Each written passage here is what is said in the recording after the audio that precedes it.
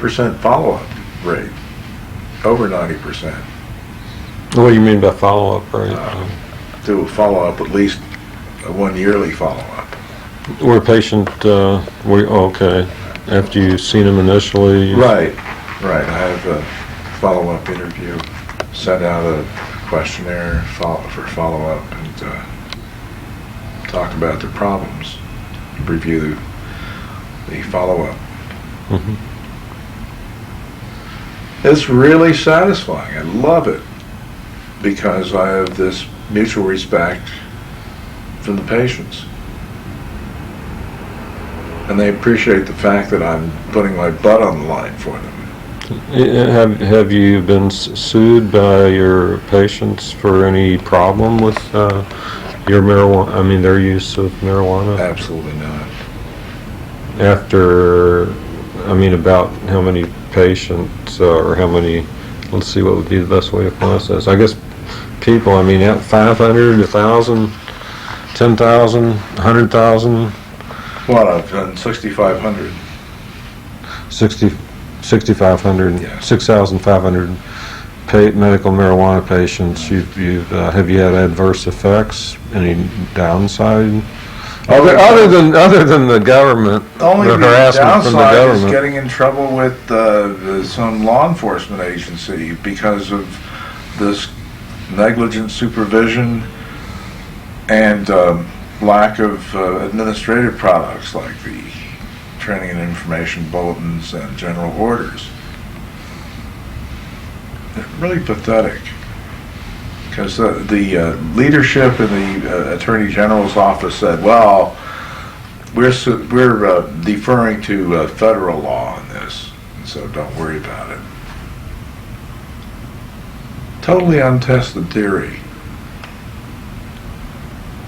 put out there by the conspirators that 1 week after the law passed, they were having a whine-in at Mary McCaffrey's office. A whine-in? A whine-in. Oh, where have we failed? But it wasn't that way. It's that evil George Soros that led those unsuspecting sheep-like California voters astray with big money.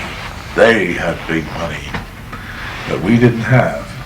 Oh, except the taxpayers' money. Little details like that, just unlimited bureaucratic resources.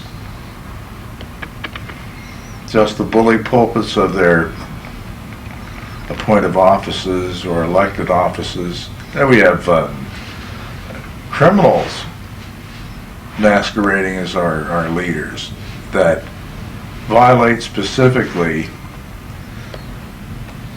the mandate of the law that says that they're to work at influencing the federal and other state governments to have a distribution system for medical cannabis.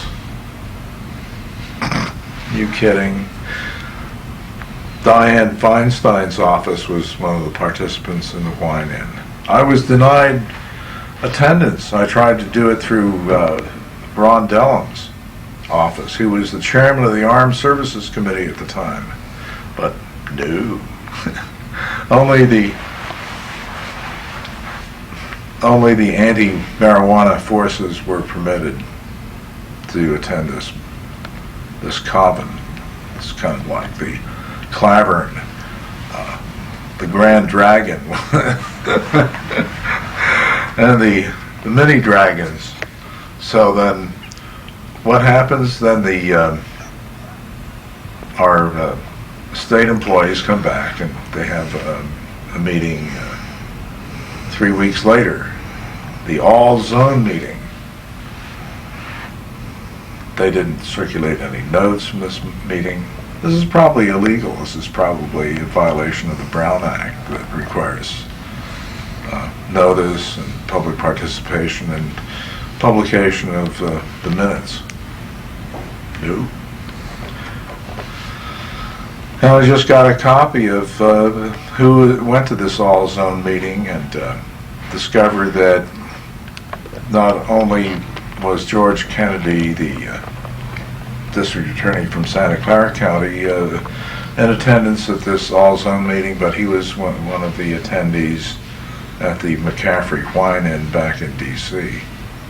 And he was a co-chair of a working group that the Attorney General Bill Lockyer had put together in 1999.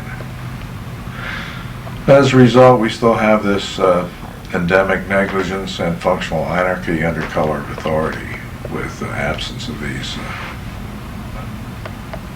products of governance. Do you ever have a concern that what some people would consider I don't know, a not middle of the road perspective that you have?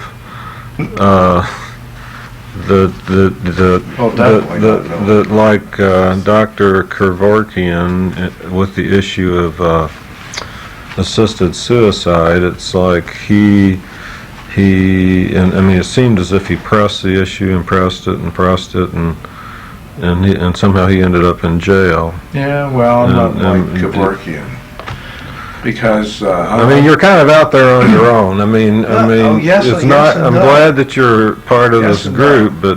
but it's more like I don't know who's watching your ass. it's more like the Planet of the Apes redux. What do you Or- mean?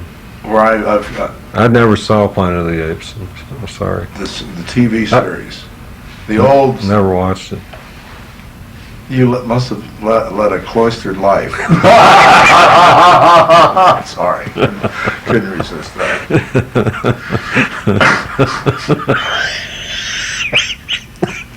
Well, the whole theme of the Planet of the Apes, of course, is that it's impossible for an advanced anthropoid to exist, and especially a human that was regarded as inferior to the apes that ruled the planet.